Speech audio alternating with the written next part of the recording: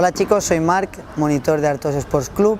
y bueno, hoy os voy a dar un consejo sobre qué pala escoger para nuestro juego. Normalmente muchas veces me preguntáis qué pala es mejor para decidirme por una de ellas, entonces yo os aconsejo, sobre todo si estamos en nivel de iniciación, os aconsejo una pala con un tamaño con una forma más redonda, que se ajuste bien a nuestras capacidades básicas iniciales. Sobre todo es una pala destinada a más control, con el peso bien repartido, sobre todo sobre la empuñadura. Luego, si por ejemplo, por el contrario, vamos a un nivel más avanzado, ya podemos buscar palas con forma un poquito de lágrima o forma de pera, que tienen el peso distribuido un poquito más sobre la cabeza para darle mayor fuerza a la hora de los golpes, darle todo el peso de la pala sobre la pelota.